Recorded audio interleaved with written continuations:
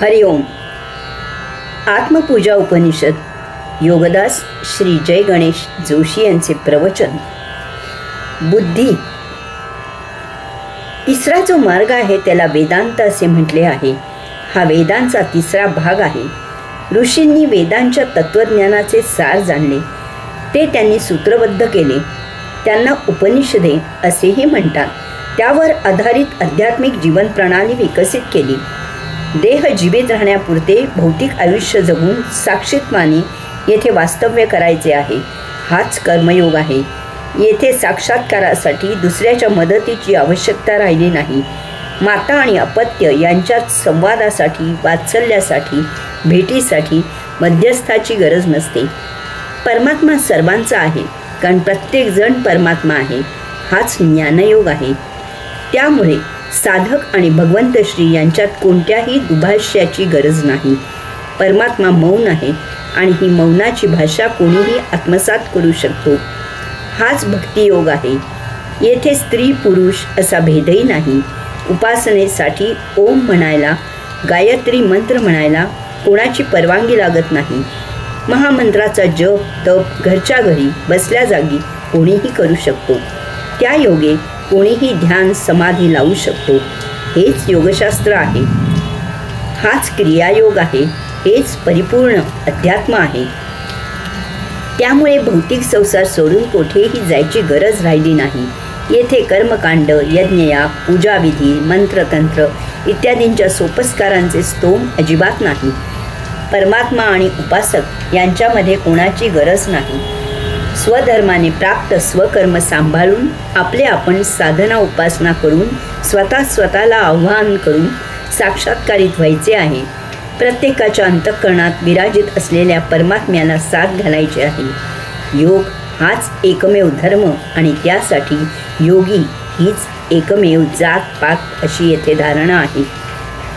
स्त्रिया या नैसर्गिकपणे शुद्ध पवित्र योगिनी आहेत. ही जाण त्यांनी पुरुषांच्या मनात रुजविली. स्त्रिया सृजन करणाऱ्या असल्यामुळे त्या मूलतःच परमात्म्याच्या सन्निध असतात. ही वस्तुस्थिती त्यांनी मान्य केली. सृजन, संगोपन, सेवाभाव, सोशिकता, सात्विकता, समर्पण, संयम, सर्वानुभूती, दया, माया, ममता, वात्सल्य, सरळ स्वभाव इत्यादी असे खास स्त्रियांचेच गुण आहेत. याची त्यांनी कदर केली. त्यांनी त्यांचा यथोचित सन्मान केला. सर्वत्र स्त्रिया प्रथम असा दंडक घातला. त्यांच्या नावापुढे देवी असा बहुमान राखून त्यांना हाक मारून त्यांना नमस्कार करायची प्रथा सुरू केली. त्यांनी आचरणात आणायला सोपे असे आध्यात्मिक शास्त्र, आध्यात्मिक जीवन प्रणालीचे यम, नियम, योगविद्या विकसित केली. मन आणि देहादी इंद्रिये जीवात्म्याच्या सेवेला रुजू करायची कला ते शिकले. त्याचे काटेकोर पालन सक्तीचे केले. परंतु तरीही त्याचे कर्मकांडात सोपस्कारात रूपांतर होणार नाही याची काळजी घेतली. नित्य नियमित उपासना शुद्ध भावनेने करायची आहे. परंतु हे एखाद्या वेळी जमले नाही म्हणून त्यासाठी प्रायश्चित्त ठेवले नाही. त्यात निरोधावस्थेची लवचिकता मान्य केली. याच जन्मी आणि याच देही परमात्मा स्वरूप व्हायची कला आत्मसात केली. या योगे कर्मयोगाच्या बंधनात ज्ञानयोग प्राप्त झाला आणि त्यामधून भक्तियोग साध्य झाला. याची मधुर परिणती म्हणजे ते त्याला आव्हान झाले. ते साक्षात्कारित झाले, जीवनमुक्त झाले, सायुज्यमुक्त झाले, मुक्त झाले, कैवल्यानंदी झाले. हा मार्ग स्त्री पुरुष, ज्ञानी अज्ञानी, संसारी, सर्वसामान्य जन अशा प्रत्येकाला आचरणात आणण्यासारखा आहे.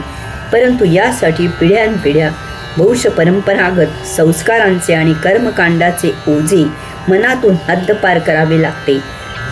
कुटुंबीय समाज काय म्हणेल याचा पगडा दूर करावा लागतो. ही एकला चलो रे अशी वाटचाल आहे. त्यासाठी तशी कणखर मानसिकता असावी लागते. ही आपली आपणच अज्ञानात उडी घेणे आहे. येथे अंधकारातून वाटचाल करायची आहे. त्यामागील गोपनीय प्रकाश शोधायचा आहे. हरिओम.